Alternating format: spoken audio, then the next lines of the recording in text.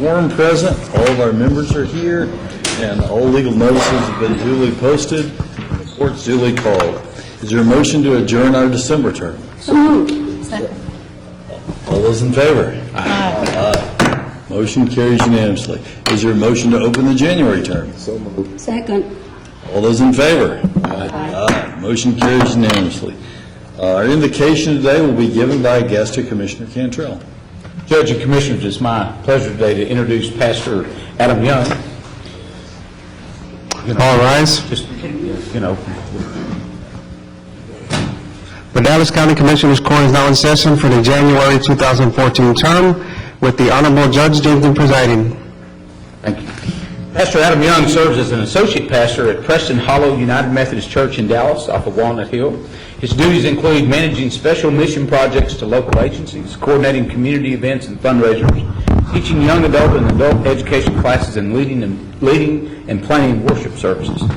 Before coming to his current church home, Pastor Young worked as a ministerial intern for the First United Methodist Church of Rockwall. He also spent several years in the youth ministry at various other churches around Texas and Oklahoma, where he organized many retreats and even a mission trip to tornado-stricken Joplin, Missouri. Pastor Young earned his Bachelor of Science in Marketing from Southern Nazarene University and later earned his Master's in Divinity from the respected SMU Perkins School of Theology.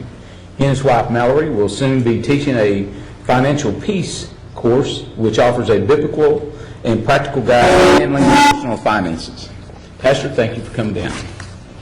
An honor and privilege to be here this morning. Let us pray. Loving God, Almighty Creator of the universe, gracious Redeemer of the world, and gentle Sustainer of all people. In the dawn of this bright new year, we have gathered in this place once again to do your work for the diverse people you have entrusted to our care. The hours, days, and months ahead of us hold the hope of possibility, hope for a world filled with peace, and hope that justice may be for all. We pray for our President Obama and other world leaders, as well as our elected state and local officials.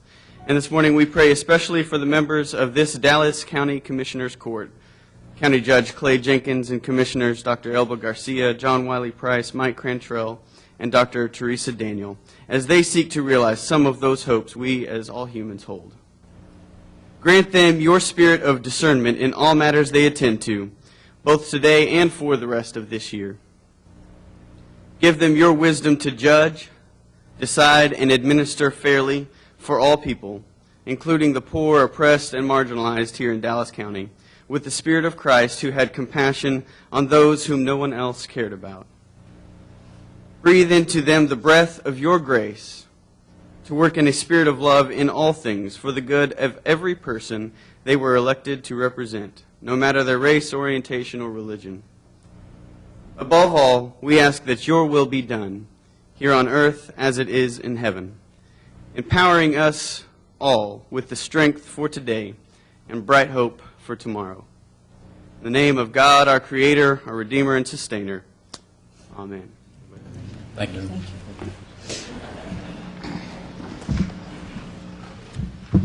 We have two resolutions this morning, and they're both from Commissioner Price. Commissioner Price.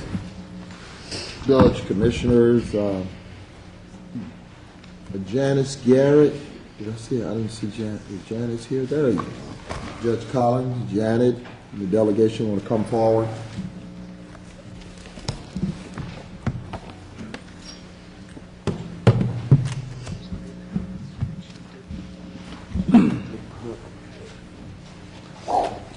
The resolution reads, whereas the strength of Dallas County lies in the labor and dedication of many of its employees that have invested years of outstanding and exemplary service. And whereas Janice Garrett is a prime example who has been a dedicated public servant since September the 1st, 1977, and has worked tirelessly on behalf of the citizens of Dallas County. Whereas Janice Garrett is a native of Texas and was born to the parentage of Lindy and Zenobia Garrett in Marshall, Texas. but she was encouraged to gain a formal education, graduated from Pemberton High School, earned a bachelor's degree in sociology and political science from Fisk University, and later earned a master's degree in gerontology from Fisk. And whereas Janice Garrett began her career with Dallas County as a court reporter on September the 1st, 1977, and was the first African-American court reporter in the Dallas County Criminal Courts. She began working as a court reporter for Criminal District Court Number 4 on March the 21st, 1991, and worked tirelessly in that capacity until December 31st, 2013. Whereas Janice Garrett has maintained an admirable balance between work life and home, she is an active and dedicated member of the Delta Sigma Theta Sorority Incorporated, Dallas Alumni Chapter. She is a faithful member of the Potter's House of Dallas. And now therefore be it resolved that the Dallas County Commissioners Court does hereby, with great privilege, join this community as it lauds and appreciates the life, labor, and legacy of Janice Garrett as she rightfully exercises her right to retire. And be it further resolved that her 36-plus years dossier of dutifulness and professionalism be used as a model and a template for Dallas County employees for decades to come. And I so move. And I second. All those in favor? Aye. Aye. And Motion with that, carries. Judge Collins, Judge Dominique Collins, as you know, is from District Court. I didn't mention in the resolution, but happened to be around at that time for a judge by the name of Berlin Brashear. And I think this Commissioner's Court, Commissioner Roy Orr appointed Judge Brashear as the first, I think, criminal judge when you came along. So some of us have that recollection. So Judge Collins, I'm sure something you'd like to speak before Janet? Didn't know I had to speak today, but I'm so proud to know Miss Janet. She has made my first year so amazing. She makes me sound smart when I'm talking complete garbage, and I really appreciate that. And also, just the way that she's mentored the younger court reporters that I've seen. Sharon's going to be, she got to grow 6 feet to fill these shoes, but she has mentored her and promised to feed her. I'm just so proud of Janice. That's all.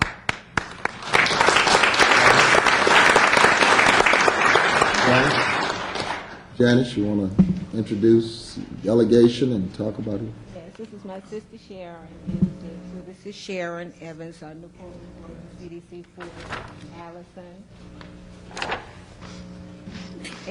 Andrew, and Justin are part of our staff in CDC 4, the attorneys and public defenders. And I thank them so much for coming and supporting me, and Commissioner Price, thank you for helping me begin. Thank you, Dennis. I think Judge Collins said it best. See so many court reporters, and of course she gets a chance to do everything from bail bond boards, and I see them getting shifted all over the county. But thank you for your leadership and just kind of mentoring and paving the way. It was a privilege.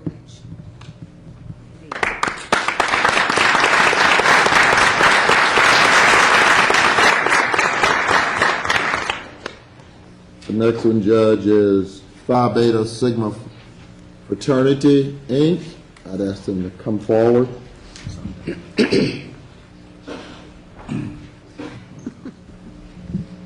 And whereas Phi Beta Sigma Fraternity Incorporated was founded on the campus of Howard University on January the 9th, 1914, by the Honorable Brothers A. Langston Taylor, Leonard F. Morris, Charles I. Brown, We had the vision to organize a Greek letter fraternity that would truly exemplify the high ideals of brotherhood, scholarship, and service. And whereas the Brothers of Phi Beta Sigma are the fraternity's most valuable resource and strength, they are the primary means by which the Phi Beta Sigma objectives are achieved. And in order to accomplish the fraternity's objectives, systems have been instituted and maintained that effectively embody the fraternity's motto, culture for service and service for humanity. And whereas Phi Beta Sigma has blossomed into an international organization of leaders, no longer a single entity, members of the fraternity have been instrumental in establishing the Phi Beta Sigma National Foundation, the Phi Beta Sigma Federal Credit Union, and the Sigma Beta Club Foundation, Zeta Phi Beta Sorority Incorporated, which was founded in 1920 with the assistance of Phi Beta Sigma, is the constitutionally bound sister organization of the fraternity. And whereas our Iota Mu Sigma chapter of Phi Beta Sigma Fraternity Incorporated has assisted Dallas County in the HIV/AIDS awareness, providing AC units to senior citizens during summer heat waves, spearheading a voter registration campaign, and delivering turkeys to low-income residents during the Thanksgiving season. And whereas the Iota Mu Sigma chapter of Phi Beta Sigma Fraternity Incorporated continues to embrace the vision of their organization's founders through service projects that make a positive impact throughout the Dallas County community. Now, therefore, be it resolved that the Dallas County Commissioners Court does hereby commend Phi Beta Sigma, Inc. for providing 100 years of service to communities around the globe, and hereby proclaims a January 9, 2014 as Phi Beta Sigma Fraternity Incorporated Day in Dallas County, and I so move. Second. All those in favor? Aye. Motion carries unanimously. Judge, Commissioners, I'll turn it over to our President, Melvin Barnes. I really want to commend the Brothers of Iota Mu Sigma for assisting Dallas County Health and Human Services on numerous occasions. They have been a support through our heat wave. They've been support through all of our activities. I really like to thank the men of Sigma, so I'll turn it over to President Barnes. Good morning, Commissioners, and to you, we thank you on behalf of our International President, the Honorable Jonathan Mason, our Gulf Coast Regional Director, Brother Theo Ammons, and me, who have the pleasure of serving as the President of Iota Mu Sigma Chapter. We thank you for this resolution, as we are on the cusp of 100 years, and we thank you for allowing us to celebrate this part with you today. Thank you. Thank you. Thank you.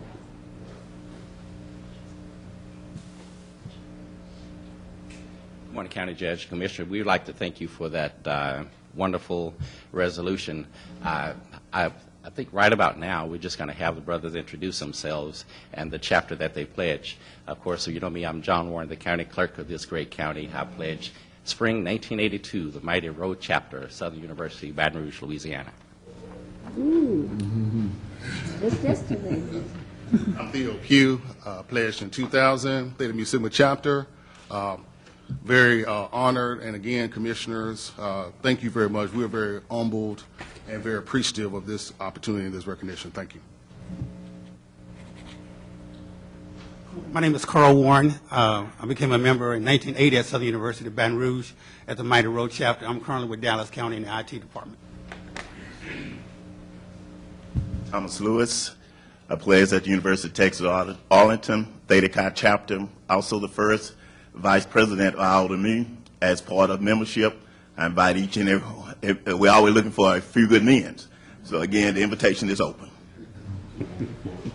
And I didn't know I was supposed to do that, Brother Warren, but 1978, Memphis State University, but we actually attended the University of Tennessee and was one of the founders of the Kappa Omicron chapter there in 1979.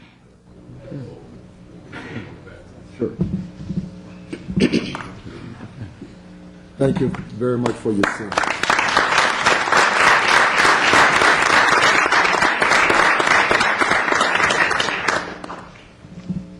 for Mr. Warren's glasses. Everything was fuzzy. I figured somebody was blind.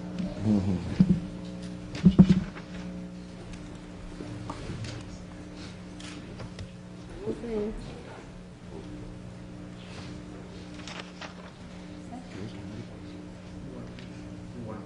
Oh, we need a BCS ball this year. You don't want that in there?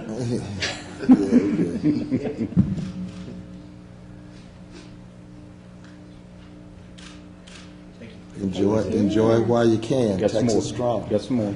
Wellesley? Oh, that's mine.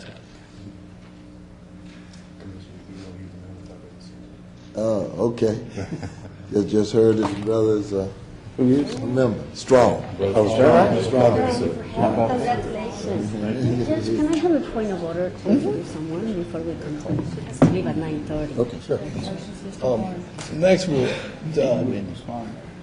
take a point of privilege and recognize Commissioner Garcia. Thank you, Judge, colleagues, members of the audience. Today in our agenda, we are going to appoint a young lady, Ms. Reina Gonzalez, who will be appointed to the Dallas County Historical Commission. Ms. Gonzalez, can you please stand up? She's an attorney by trade, and she's going to have to leave at 9:30 because she has some, business to do. But Ms. Gonzalez, thank you so much for agreeing to serve Dallas County in the Historical Commission. I think you will enjoy it, and thank you again for being here this morning and be recognized.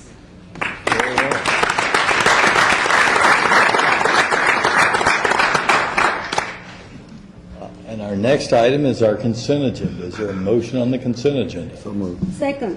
All those in favor? Yes, Judge, let me, I'm sorry, hang on. if I could just ask Ms. Porter, if you'll just advise me if there's ever any voter ID. Yes, sir, I would. There is nothing on today's court. Thank you. All right. So we've had a motion and a second. Do you have who those are from in your set? Right. All right. And all those in favor signify by saying aye and pushing the button. Aye. Aye. Motion carries unanimously. All right. The next thing we have is item J, the bid. So moved. Second. All right. There's been a motion and a second. All those in favor of the bid signify by saying yea and voting electronically. Aye. Aye. Motion carries unanimously. I'm therefore just going to.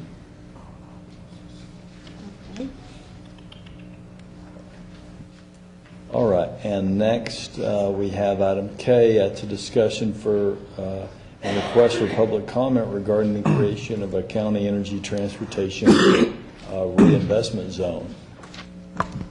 Judge, at this point, if you could, I'd like to ask Mr. Lossberg to stand and give you just information on this sets. Sure, certainly. First of all, let me do a point of order.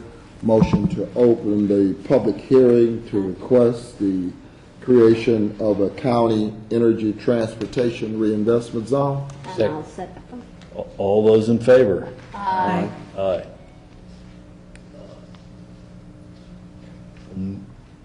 Well, hang on one second, Rick. Motion second.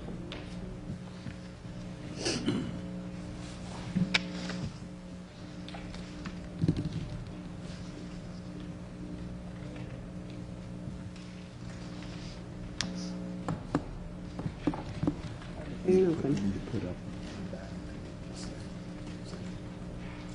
Yes. Got it. Okay, now you can. All right, Ms. Clifford, Now go you ahead. can go, Mr. Leslie. Thank you. Technology. This item's being done in conjunction with the briefing item number 11 on your briefing agenda. It's also part of the new grant program that the legislature created last year for counties whose local transportation systems may have been adversely affected by local oil and gas exploration. It's anticipated the county would be eligible to receive about $280,000 from this new grant program. To be able to submit an application, you have to first create the public hearing, which we're doing today.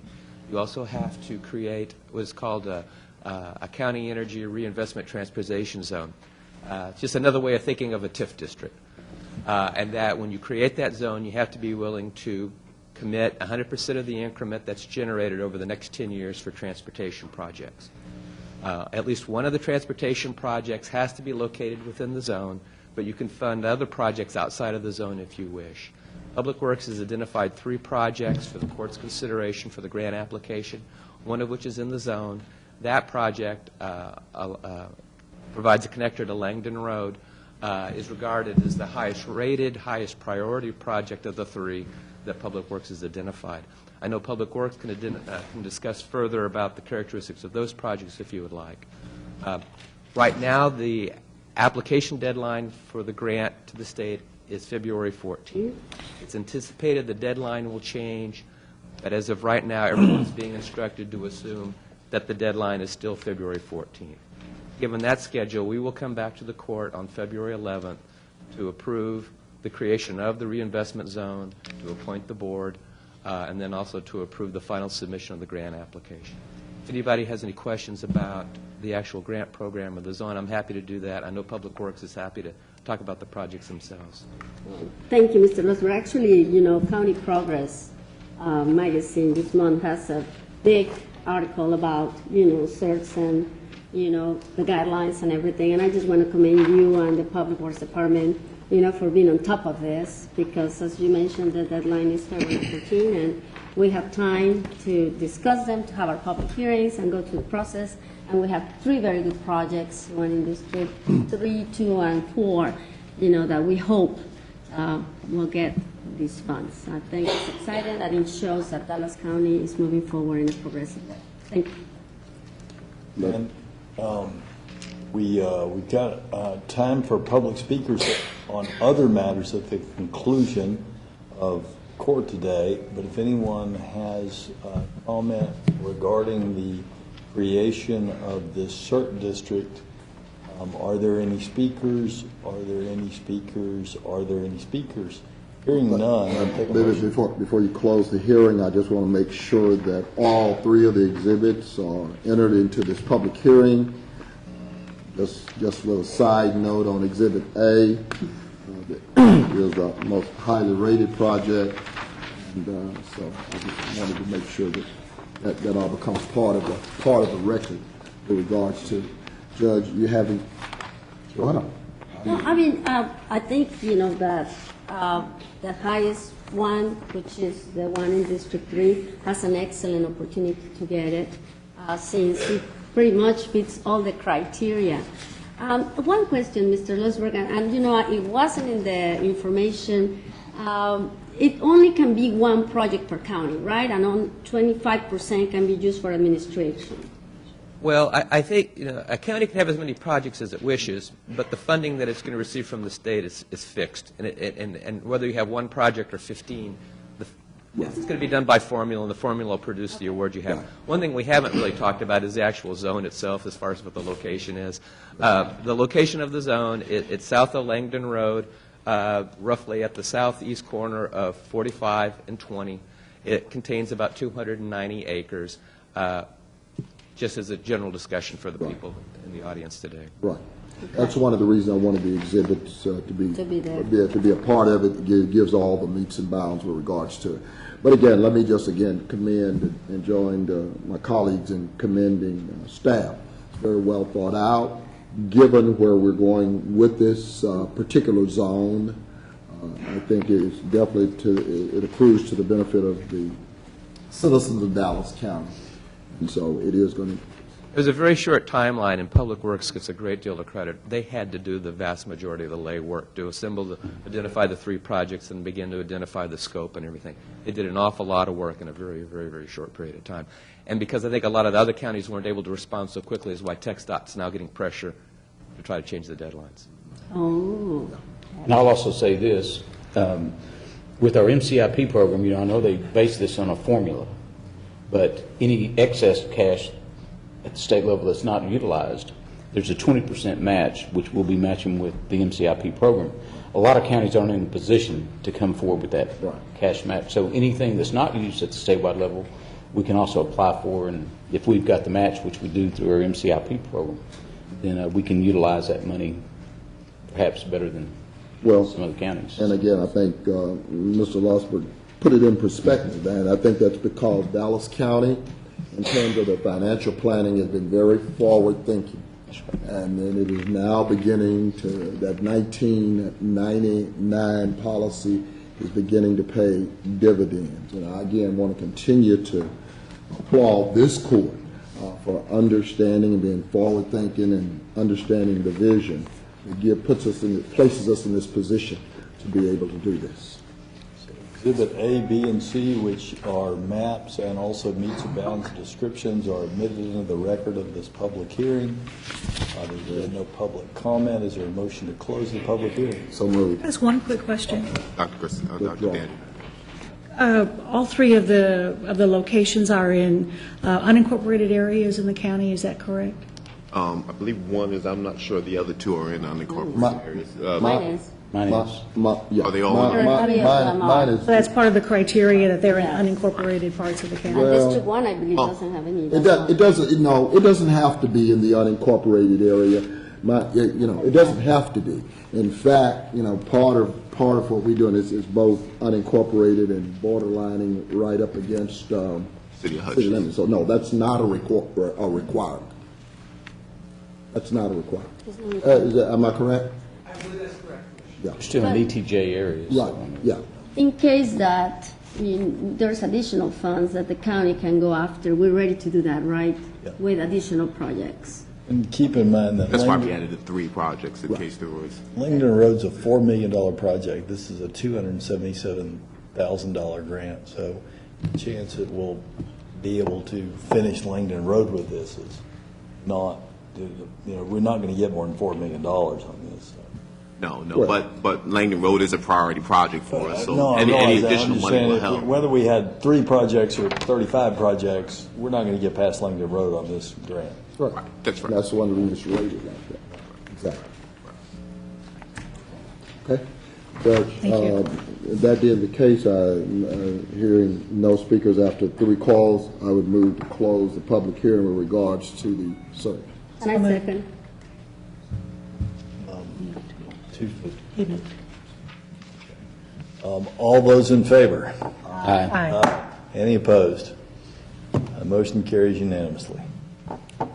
All right. Next, that takes us to our court orders, L1 through 25. Is there a motion on court orders L1 through 25? So moved. Second. Right? We have a motion by Commissioner Garcia and a second by Commissioner Daniel or Commissioner Price. I'm not sure which. No. Commissioner Daniel. But is there any discussion on L1 through L25? Any discussion? Hearing none, I'll take a vote on court orders L1 through 25. All those in favor signify by saying aye and voting electronically. Aye. Aye. Any opposed? Motion carries unanimously. Next, we have the time-sensitive court orders M1 through 4. I'll move the time-sensitive court orders 1 through 4. I second. Right. Motion by Commissioner Price, second by Commissioner Garcia. Is there any discussion on the time-sensitive court orders? I just want to commend staff one more time, the Public Works Department and the Health and Human Services Department for their great work. I know that the Public Works, have been working with the city of Copper Hill and Road and Bridge 4 to start working on the streets that, really need a lot of repair in Copper Hill, and I want to thank them as well as recognize my staff, Mr. Brooks Love, for continuous work in making sure that constituency knows that we're ready to work with them improving roads in the city of Copper Hill. So thank you, Judge, and thank you. And of course, Mr. Thompson, what can I say? You always keep beating yourself. With the Health and Human Services Department, I know this is sensitive because of vaccines, but I have to say, every single time I see the fantastic work that you do, year in review, month in review, week in review, I commend your staff for the information that you put out. And if I can get some more of these, I will definitely appreciate it. Thank you, Judge. Thank you. Colleagues, thank you. Any further comments? Hearing none, we have a motion and a second. All those in favor, signify by saying aye. Any opposed? The ayes have it, and M1 through 4 passes unanimously. Next, we have our briefing session. Mr. Martin, could you please take us through our briefing session? Judge, Commissioners, good morning. I'd like to actually jump right to our information session and go to Health and Human Services for our influenza update and ask Mr. Thompson if he'd come forward and give us that update at this time.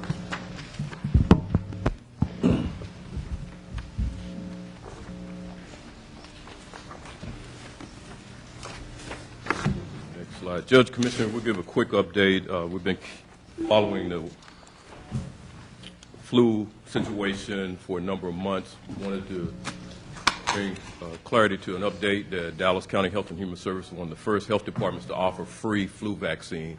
We recognized that this was going to be an unusual flu season a number of months ago, and that's why we offered the free flu vaccine. The reason that we established that early on is that there has been resistance in the public for the past several years to take the flu vaccine early, and that's been a concern. I've been around here close to 18 years. I've seen it fluctuate in terms of numbers. At one time, we could order 20,000 doses of flu vaccine and go through it without a problem. Now, we found it difficult to even distribute 10,000 doses of flu vaccine, and that's been our average number over the years. Right. But also what has happened, Mr. Director, is that back when we were doing the 20,000, the pharma companies hadn't basically weighed in, and because of both the public health and your initiative, I think we did an outreach and asked them to come in and be a partner in this distribution. Right. In 2009, when we had the H1N1 outbreak, we did partner with our pharmacists. Sometimes people ask us how much vaccine is out there, and they get it confused with Dallas County stockpile. And hopefully everybody's astute to know that we're not ordering enough for whole Dallas County, that the pharmacies have a stockpile, private physicians have their stockpile, and Dallas County Health and Human Services order based on the number of people we see on an average year. So hopefully they don't get confused in this discussion about how much flu vaccine is available. Only the pharmacies, used to be Dallas County Health and Human Services would get our flu vaccine before anyone. Now that we have the pharmacies in this whole process, they get their flu vaccine before we get ours. We ordered around 10,000 doses of flu vaccine. We've ordered additional adult flu vaccine. Our children's flu vaccine, we have an adequate supply. My concern always, as schools start back today, is that we're hoping that school districts really monitor those students as they're coming in, but it's really on the parents to make sure that they're not sending sick kids to school. Last year, this time, we had 2 pediatric deaths. To date in Dallas County, we have no pediatric deaths, and that's good. But as the students go back to school, the concern will be, how many of them may be going to school sick, how many, and based on our numbers, a lot have not gotten the flu vaccine, so that is a concern. So I'm going to ask Dr. Perkins to come up. I want to commend Dr. Perkins for his leadership on monitoring the flu surveillance. There's a number of numbers that are out there. There's a 8 number of deaths that are reported by hospitals. He'll talk about that.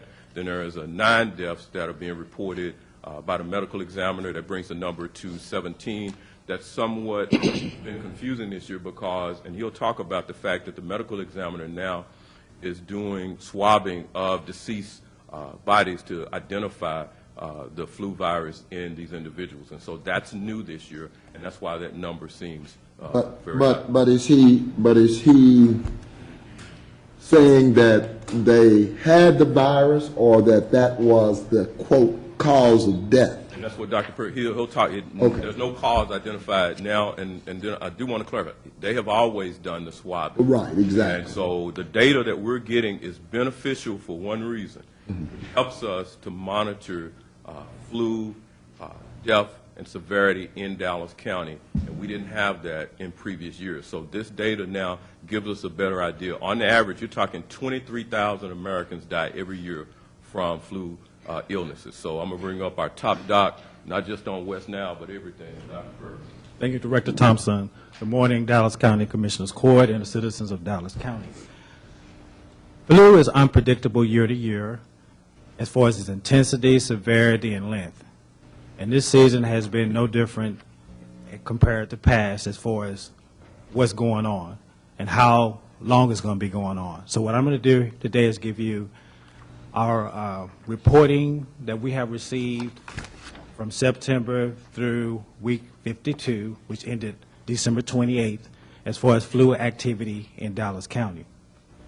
Influenza activity continues to be high in Dallas County, with approximately 26% of the tests returning positive. It's similar to the national average of 26.7% of specimens reported to CDC being positive for week 52. There has been an increase in patients presenting to area emergency rooms, departments for influenza-like symptoms, and there has been an increase in hospitalizations associated with influenza-like illness in Dallas County. Fortunately, we have had no pediatric deaths in Dallas County to date. The predominant circulating virus this flu season is a 2009 H1N1 virus. It is approximately composed of 97% of the test as far as the genotype of the virus that's circulating. As of last year, when I say I'm talking about influenza season 2012-2013, the predominant virus that was circulating at the time was the H3N2, which was roughly about a little over 50%, and 40+% was an influenza B strain. This season, as I've already shared, the predominant virus has been the H1N1 from 2009. In regards to more details about the close of 2013, we had 3,673 influenza tests performed that week, 952 were positive, which comes out to a percentage of 25.9%. This time last year, talking about 2012-2013 flu season, week 52, there were 3,351 tests conducted on patients for influenza. 1,106 came back positive, for a percentage of 33% of those tests being positive a year ago, this past week 52. This time last year, when I'm talking about week 52 being the end of December, the 2012 and 2013 flu season, we had 2 adult deaths, no pediatric deaths up until that point in time a year ago.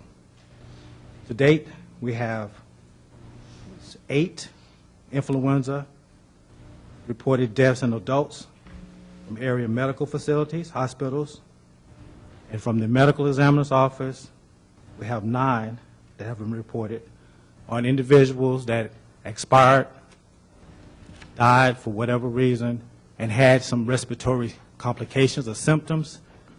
So with that being part of the picture, they were processed or analyzed for influenza, and 9 of those individuals have had influenza-associated deaths. The primary cause of death is still being investigated. Next slide, please. These following pages are going to basically be the charting of the information I've already shared with you. On figure 1, if you look there, I'll be brief here. This red line with the circles that indicates this current flu season. The one previous to that with the blue there that's in proximity to each other. As you can see, we peaked a little bit. We started to trend upward a little bit later than compared to a year ago at the same time. We have a little dip here as far as percentage of influenza tests that are positive. And the part of this is because of the holiday, the winter break. School has returned for most individuals in our county as of today. And so we are expecting to see another uptick of influenza cases in relationship to people returning to work and school. This table number 2 gives the demographics of the patients that have been hospitalized in Dallas County. As you can see there, influenza A has been the predominant strain. The majority of the patients hospitalized have been males. It has the race ethnicity breakdown there. And of ICU admissions, we've had 85. And we have quite a few that are on ventilators and getting respiratory assistance in some form or another. Next slide. Before you go to the next slide, let me just ask you, you talk about males, when you talk about the distribution of your immunization, is the department keeping up with kind of male versus female? You see very few males sometimes, at least from the, looks like from the public health side, in the pool.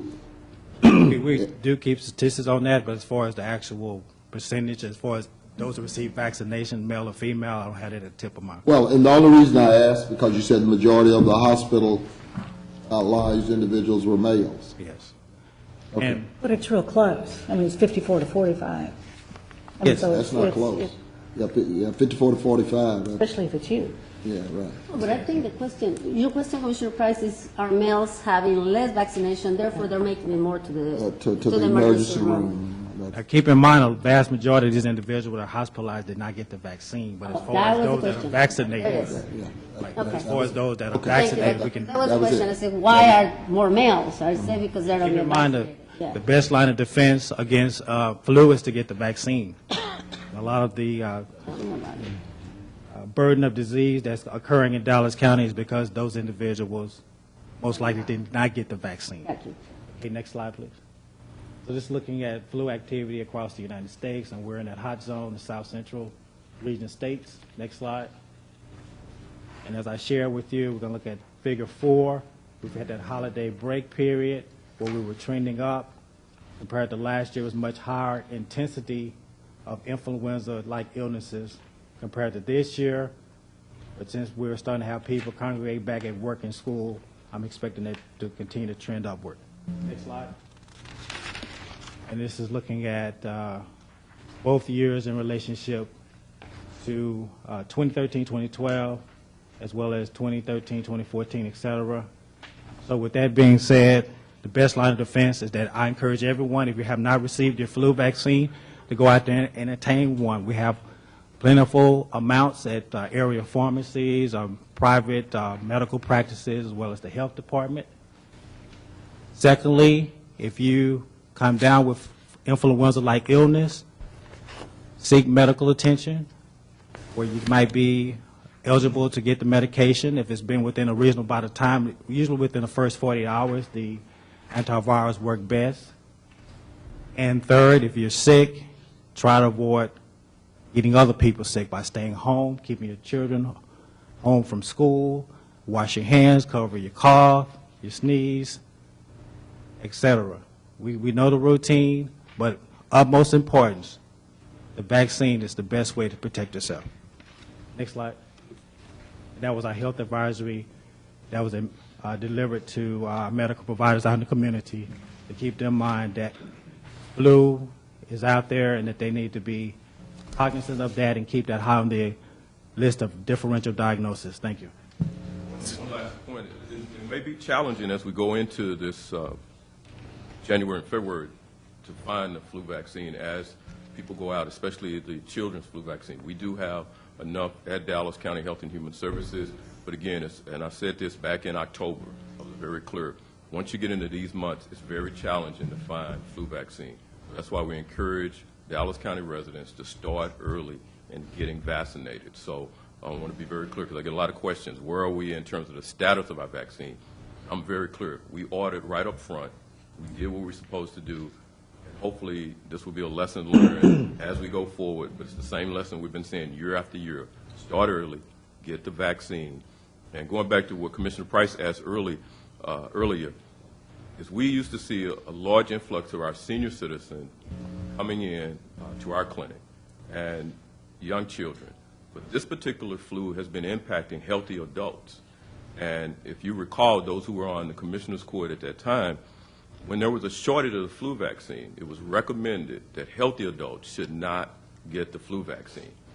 I'm here to say we've never regrouped from that nationally. in terms of getting healthy individuals to come in and get the flu vaccine. We had a high rate of people coming in before that message went out. But again, there's a lot of myths out there about taking the flu vaccine that we have to try to overcome. But I really want to thank the media for getting the message out. Every time that they have ran a story, the next morning, our clinics have been full. So I really want to appreciate to the media for getting that preventive message out to the Dallas County residents. But not only did you order, you made a determination that you made a second order. That's right. We've ordered additional adult flu vaccine, thanks to the Commissioner's Court for allowing that purchase. I believe it was on court agenda today. And then we're going out and seeking additional children's flu vaccine, because we know that it's very challenging. Everyone, in terms of their medical offices, don't stockpile children's flu vaccine. But in our vaccine depot, we try to bring in additional flu vaccine. A question. I'm sorry. Question, Mr. Thompson. Also on the things that you ask the public to follow is please remind parents and children with suspect influenza to adhere to school illness policies. And those are the same in all Dallas County, right? That's right. Is... If your children are sick, take them home. Don't take them to school. Take them to a primary physician. And that's the key point. We found last year, amazing, that, and we understand the challenging of parenting today, but really if your child is sick, and we understand the economy that we're in, but above all, I think if you're going to take a day off, that's worth taking a day off for a sick child. And so that's why we were really pushing during the holiday, the last 2 weeks, to come in during that period. But schools will be monitoring those students as they come back, but really it's back on the responsibility of the parents not to take a sick child to school. And we continue to have in our Health and Human Services Department building free vaccinations for the people who qualify. You can't be free. That's right. Exactly right. Having seen you on TV last night and talking specifically about keep your sick kids at home, I look forward to seeing what you have to say next week about what in fact did happen this morning at the clinics. I had one last question too. Of the 17 deaths that have been reported, how many of them are being confirmed by Dallas County as being flu-related? Well, these are actually confirmed associated influenza. Okay. So deaths. all of them? They all are, yes. But as far as the primary, in regards to the medical examiner, they're trying to determine that, but those 9 from the medical examiner are associated with influenza. So all 17 were either flu or flu-related? And that's a new, again, I want to make sure it's clear because the media, they're here, that data has always been collected. Our lab now, Dallas County Health and Human Services Lab, is doing the testing. And so now we're able to have that information real time. And so we've been working closely with Dr. Bernard and his staff, and I really want to thank the medical examiner. It's always good to have them next door. And so they've been able to get that information to us real time. And so that's a new data set that we didn't previously have in our report. And Zach, it's not just a shot that's free, parking's free. It's a very quick in and out off of Stillman's. About how long, what's the average wait time for families coming in to get a flu shot? Well, in October, it probably would have been less than 15 minutes, but now you're at least looking at, based on the numbers I saw yesterday, 30 to 45 minutes. I say bring some patience because we had a room full of people yesterday, and so I don't know right now what the status is, but at least 45 minutes to an hour. I hate to give an estimate, but the bottom line is it's worth the wait.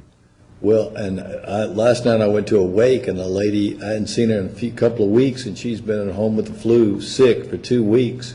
So 45 minutes is not a very long time out of your schedule, because if you get the flu, you might be down for 2 weeks, or or worse. I want to commend our nurses who not only start early and go late. We normally cut off at 4. We had such a crowd yesterday that we had to cut the line off at 3. These nurses are there until 5 and 6 p.m. And so I really want to commend our Dallas County Health and Human Services nurses for dealing with not only back-to-school immunization, but this flu response is similar to a back-to-school immunization. And our rooms were full at Dallas County Health. And they do a great job. You hardly even feel it. And if you just move your fist back and forth, you won't get that bruise feeling in your arm. Everybody go on down and get those free flu shots. Thank you, Director Thompson. I know there's at least one person up here who hadn't gotten it yet. No flu either. Item 1, Court Administration approve the interlocal cooperation contract with the Urban Land Bank Demonstration Program with the City of Dallas for the period October 1, 2013 through September 30th, 2014. I think, Dr. Dale, did you have any questions on that, or do I'm sorry? you have any questions on the Urban Land Bank that I'm Price or collecting Mr. Heichel's additional name? information, and we'll be looking at it. You said you want additional information? I am collecting it, yeah. Oh, okay.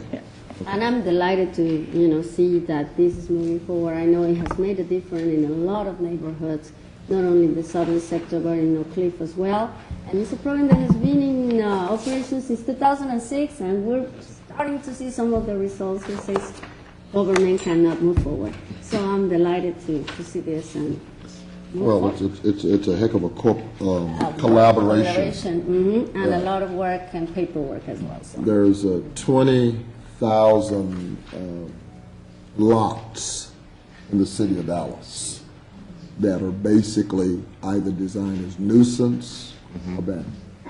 And a lot of those lots are having to be, replatted.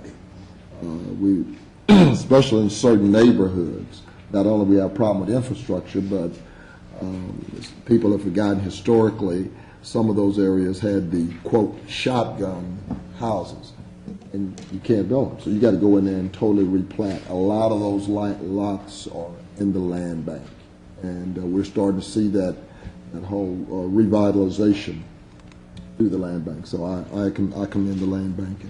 Yep, the City of Dallas has been a good partner, as well as the Housing Department. I happen to be in the Housing Committee when this moved forward, and like Commissioner Price just said, there were areas that a lot of developers will never even look at coming into, and now we're starting to see with the help of the City Attorney's Office, the DA, everybody working together, like Commissioner Price mentioned, started to see the difference. And that difference is reinvestment, redevelopment in the areas that need it the most in the City of Dallas. So looking forward to continue to work with this program. Thank you. Item 2, Forensics, approve the updated interlocal agreement with the City of Dallas for the provision of forensic laboratory services for fiscal year 2014.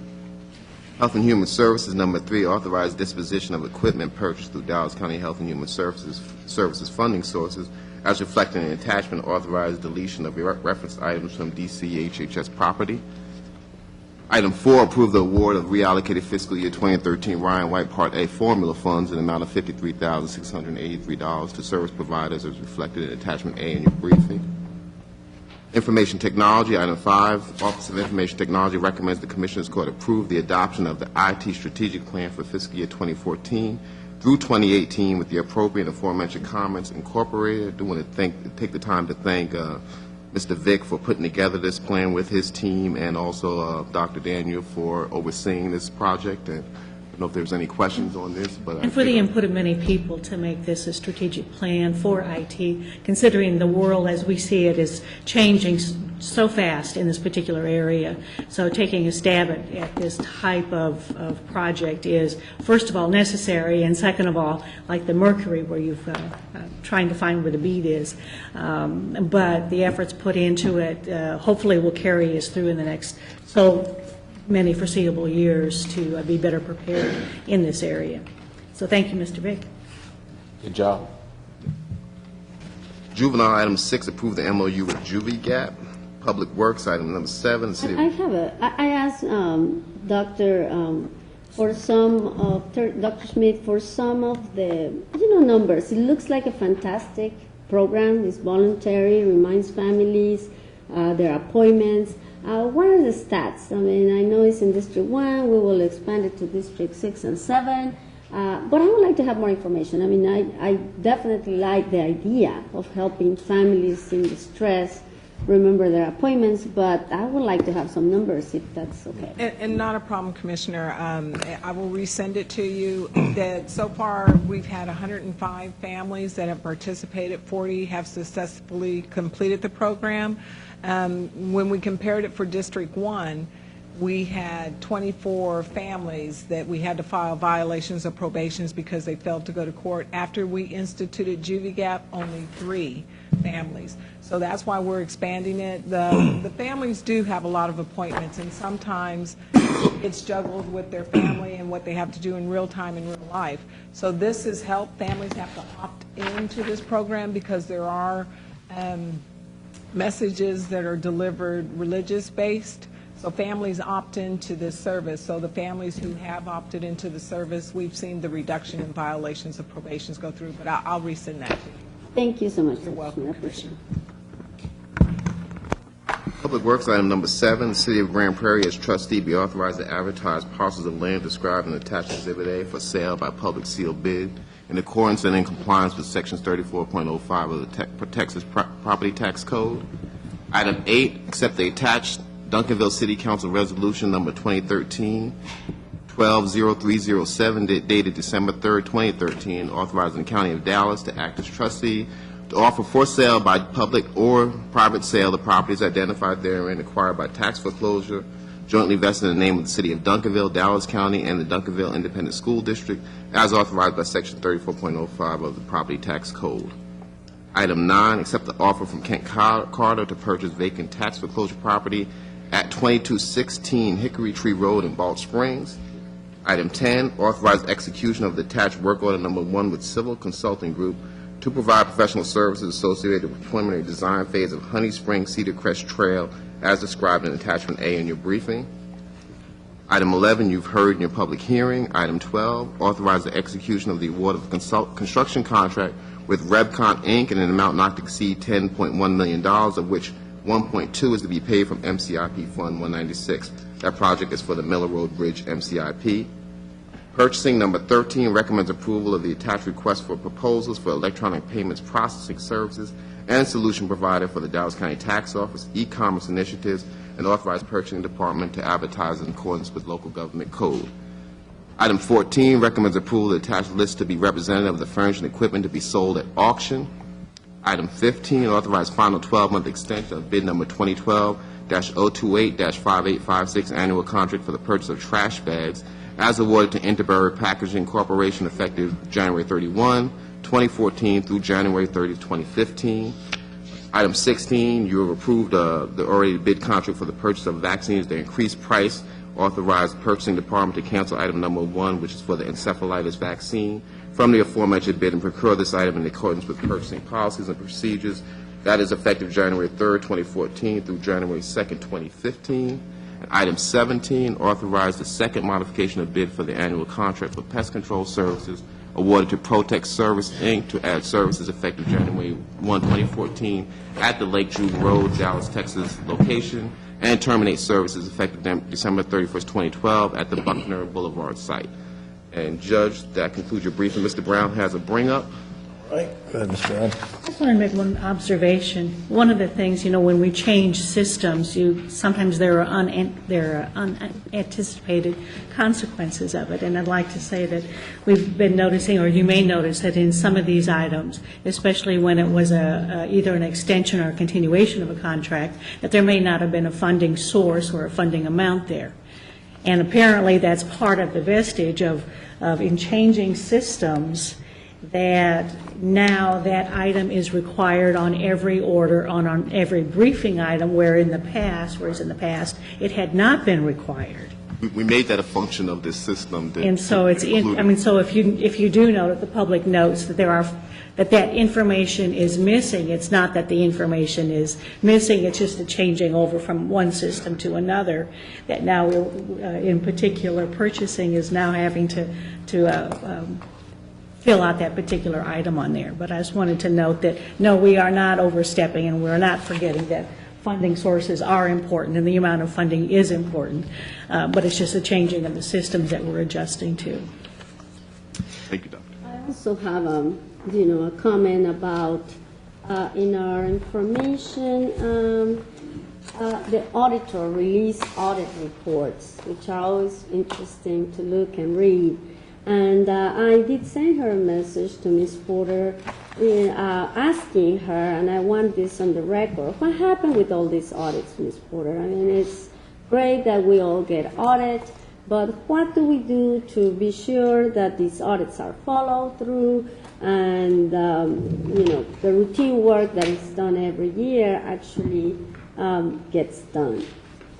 There are ongoing audits of financial activity, accounts payable, payroll, bank accounts that are ongoing and communicated to the elected official or the department head at that time. Then there are annual reports that are written, sometimes long time after the field work is done, because we take time to research and try to resolve those identified issues or identified risk with the elected official or department head. So to follow up on them, each time we issue a new report, we do go back and assess the compliance to the recommended findings. The department does not need to respond or comply with a recommended finding. They simply need to recognize the risk and determine how well they're addressing it. That is our focus. Are we addressing risk properly? Well, but that also depends on what the audit is as well, and what the audit charges us with, as you said. And I know that was one of the concerns that I talked about, and your number one came to the juvenile board and put us on notice, and there are times that we have to cure, but most of it is just kind of passe. If there's nothing to respond to, there's just nothing to respond to. Where we have to respond, we respond, and we respond timely, and they charge us with respond. Right. And how many of these audits, because I've seen some that look very similar, Ms. Porter, every year after year.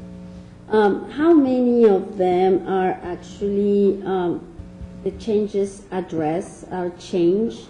Do you have an idea of how that works? I'm not sure if I can respond properly on that. We do identify two types of risk on them. Is it a risk for the department itself that is not following up and not trying to address an identified risk? It is up to the management of the department, and it is up to recognizing risk either manual or systemically. Then we also identify another type of risk that is financial itself.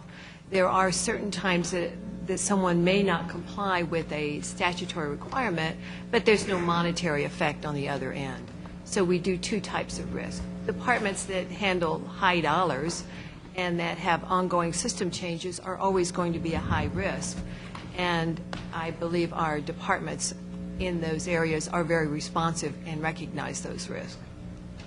Thank you, Ms. Porter. And last but not least, also on the audit reports, bid contracts, insurance and exceptions. One more time on the record, this is not that we're exempting any company for bonding insurance or requirements.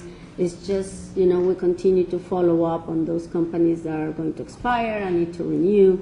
Can you please elaborate for the record? Yes, ma'am. If there is a contract requirement, we review that before making payments. Sometimes we do review on a sample basis, and we may miss something, but our policy is to review payments for compliance to contract. If we find one that is not compliant to a contract, we do not make the payment until that is cured. Thank you so much, Ms. Porter. Thank you, Mr. Martin. Thank you, Judge Collins. Again, just one bring up. Yeah, the bring up is related to a Henry Wade security upgrades change order number 1 for $8,128.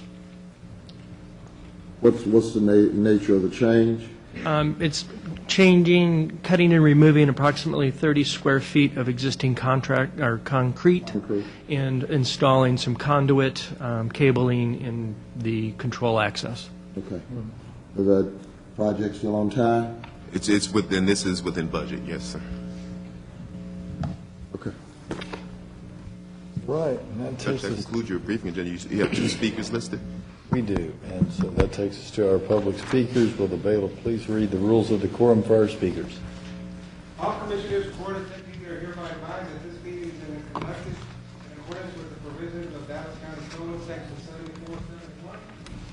Visitors and registered speakers are to preserve order and decorum at all times. Personal, profane, or slanderous remarks are not appropriate and will not be allowed at any time during this public meeting. Any and all applause is to be kept brief and observant of time constraints. Disruptive visitors and/or registered speakers may be removed and are subject to penalties under the State of Texas Penal Code, sections 38:13, 4201, and 4205. Registered individual speakers are limited to a maximum of 3 minutes, and the maximum discussion on any one topic is limited to 30 minutes. And our first speaker today is Ms. Sandra Crenshaw.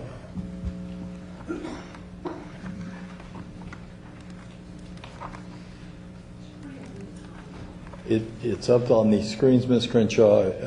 When you start, you'll see hopefully you'll see the time, but you'll at least see a red light, red, green, yellow light.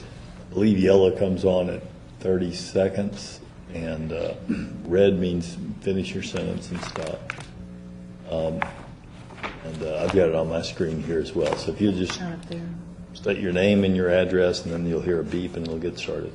It's not up there, though. Is it going to show up there? I think it starts. It starts once you start. Yeah. My name's Sandra Crenshaw, over 18 years of age, never declared mentally incompetent nor convicted of a felony, thus eligible to seek elected office. I reside in Commissioner Precinct 3, where I'm probably my commissioner's only black public critic. Therefore, I already know that for me to seek office, that I will be running against a former Dallas County JP, a state senator, a DA, a commissioner, and the Democratic Party, of which the socially marginalized are not invited.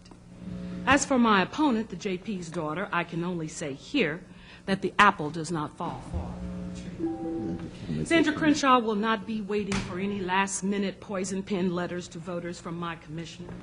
My debate against Dallas County begins today, and every 30 days until November, right here at this mic in this public forum.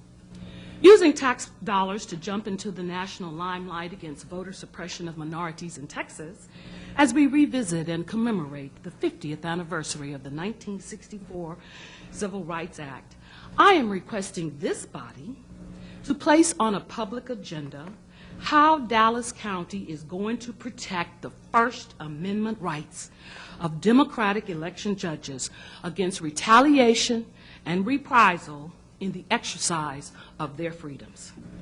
Some having been removed in the past days before an election, replaced with incompetent senior citizens without sufficient training, with the intent to cause voter confusion and to silence dissent. And the party says nothing. I want to know how this seat of government is going to protect the electoral process in Dallas County against commissioners bullying election department employees in the assignments of election clerks, as Ms. previously Crenshaw. alleged Ms. Crenshaw. and swept under the table. Ms. Crenshaw, words like bullying, we want to stay away from those because we're talking about, we don't want to say anything offensive about individuals. Against commissioners influencing election department employees in the assignment of election clerks, as previously alleged before this body and swept under the table. Judge Jenkins, I want to know how election judges can be sanctioned for voter fraud and prohibited from reappointment. Before I take my seat, I would like for this body to address how better to respond to citizens who come before you. A minimum, sorry that you had a dissatisfactory experience at Dallas County. Not that your time is up and thank you. Nothing prohibits you from engaging citizens to inquire about their concerns. Ask the citizens to cite specific allegations and commit to investigate them and address them. If voters cannot see an improved transparency and accountability in our government, every November the citizens should say, thank you for your service, your time is up. I relinquish the floor. Thank you. Our next speaker is Mr. Richard Sheridan.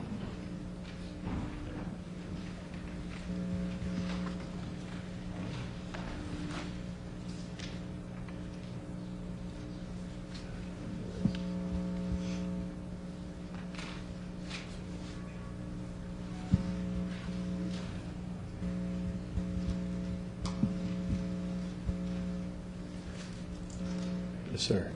Yes, good morning. My name is Richard Sheridan. New address 11661 Road, Dallas, Texas. Just like the year we're in, 2014, we have to remember.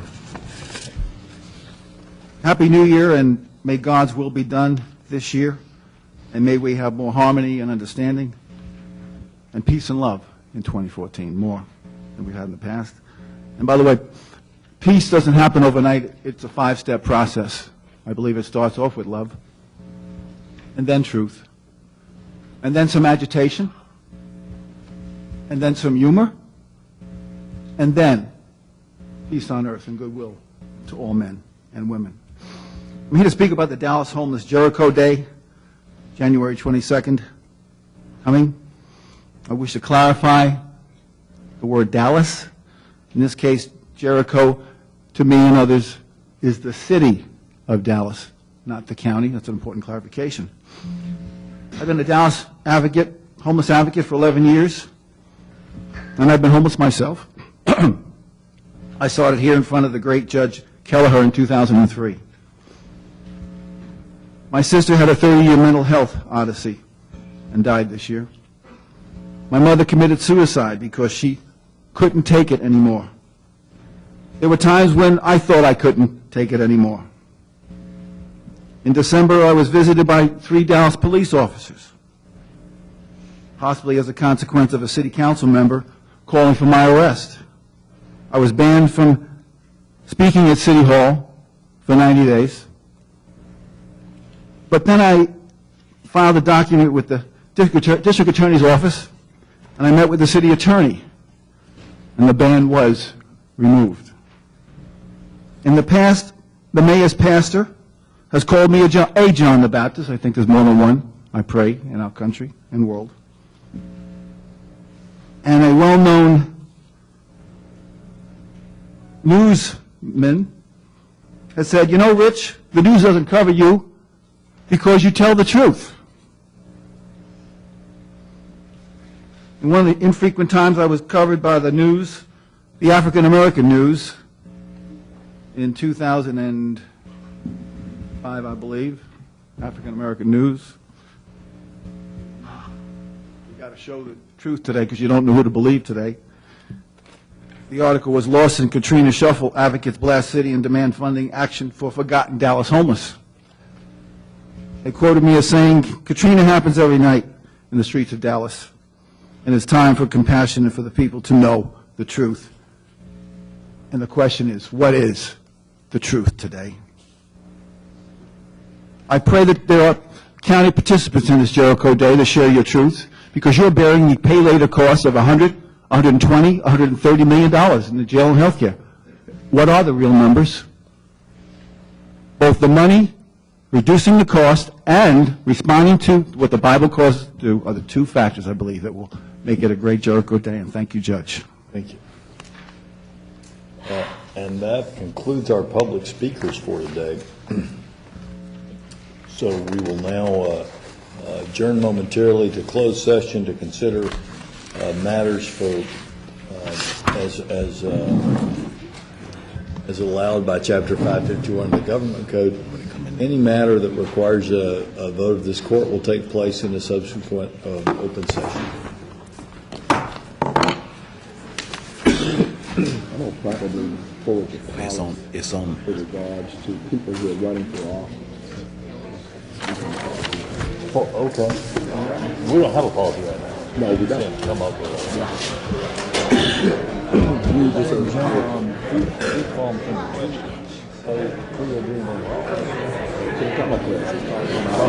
Talking about all I know is she's saying genius. I mean, it's not English. She said he's a crook. we removed it from office.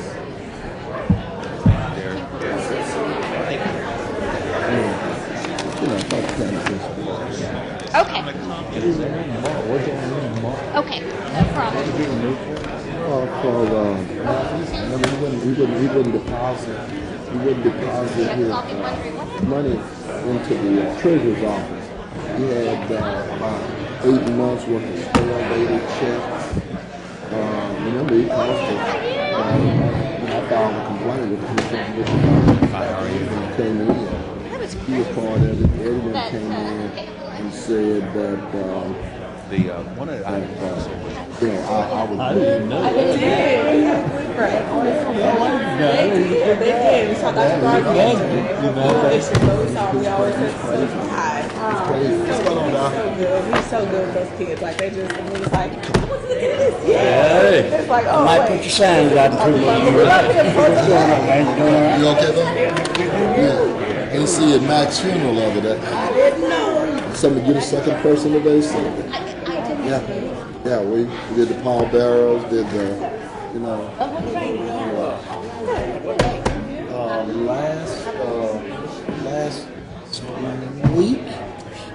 Last week, Golden Gate. Hell, I'd have been there. I ain't gonna tell him what I was doing. You know, I didn't know. I'd have been there. Yeah. How's Fred doing?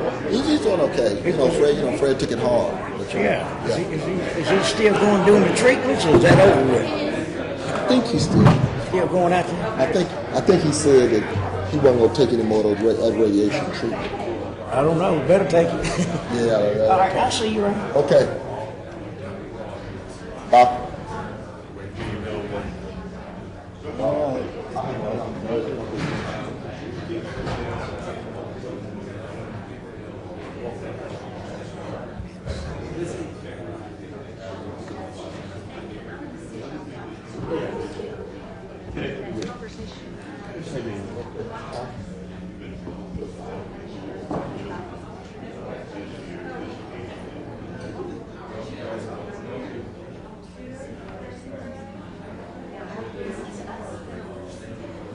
But I don't want to. Okay, you all right? Yeah, no, you gotta go. Right. And that's on executive session. Okay. I'll just hang out.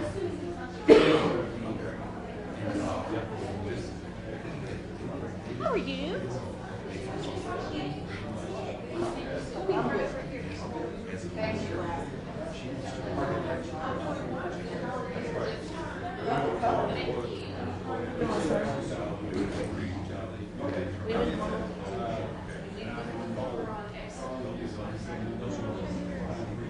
To keep it in one.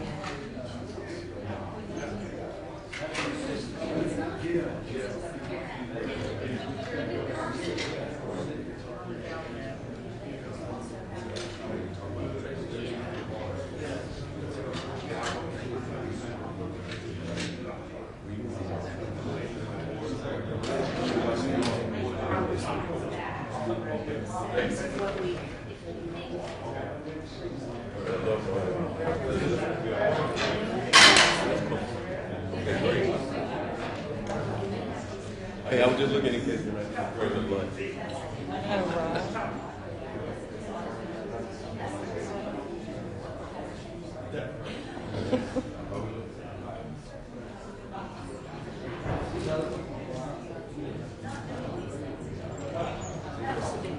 Good, how are you?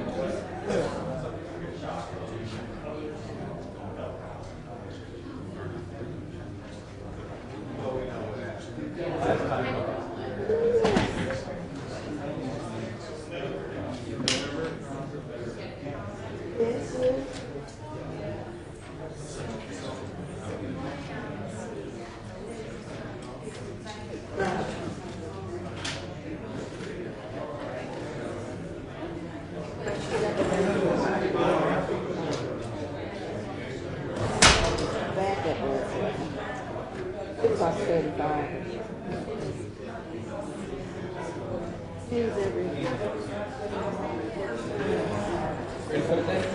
Oh,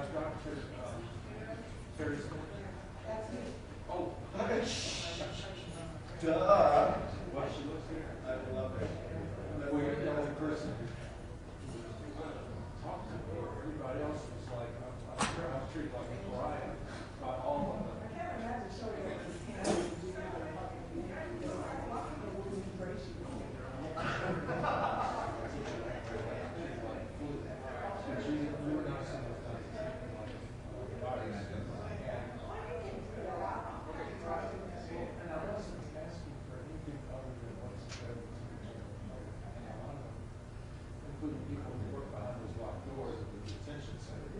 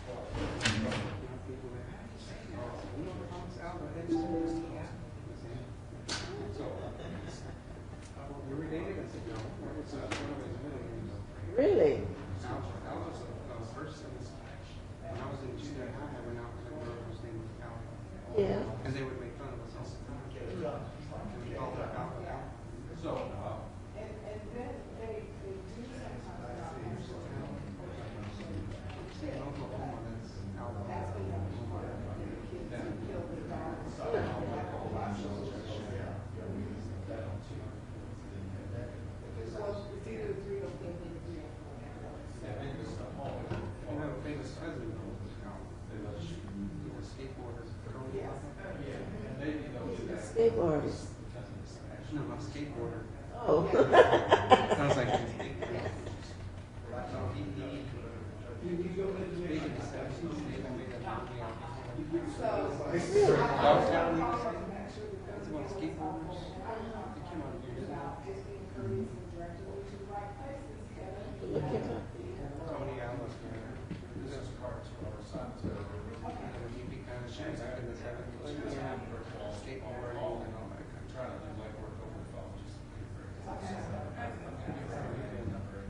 Pretty good.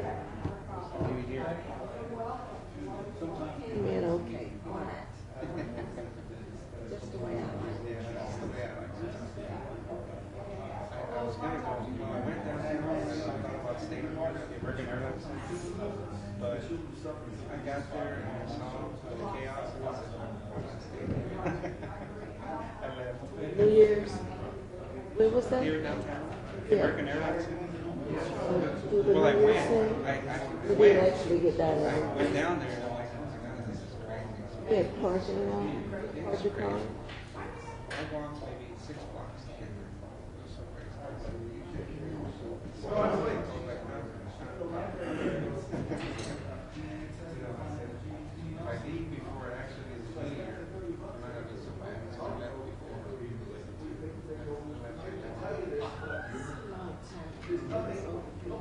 Over 10 years.